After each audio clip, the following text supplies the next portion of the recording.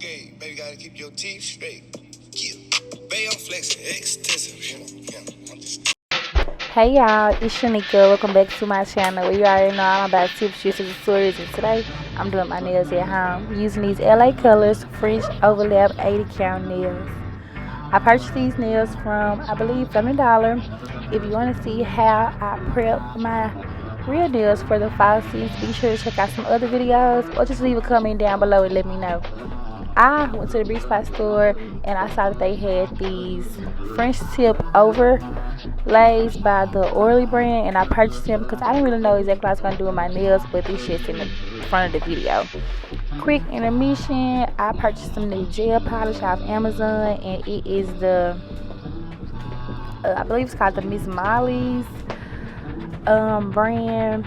Just some regular gel polish that I purchased off Amazon. Actually, it's called the Miss Maury. I just wanted to try out some new polishes, so I checked out Amazon and saw what they had, and I saw they had a little 6-pack for the low, so that's what I purchased. I'm not exactly sure on how much it was, but it really wasn't that expensive.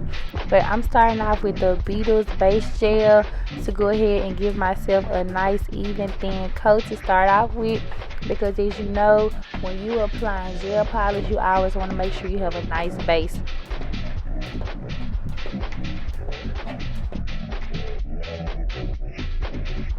So I went in with the Miss Maury's brown shade. They don't have an exact name or anything on them. Some of them had numbers on it. When I tell you the packaging was just so low quality, very much giving cheap. But it's okay. I really like the nail polish anyway. It's a really cute brown, thick gel polish. I was feeling very mauve at the moment, so that's just what I went for. And you already know, when you're doing short nails, you can pretty much go for any color.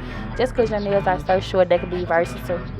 When I'm polishing my nails and applying my gel coats, I like to put the entire brush onto my nail bed, leave it out like kind of flat, push the polish down to the cuticle, and then pull the polish back up towards the tip of the nail.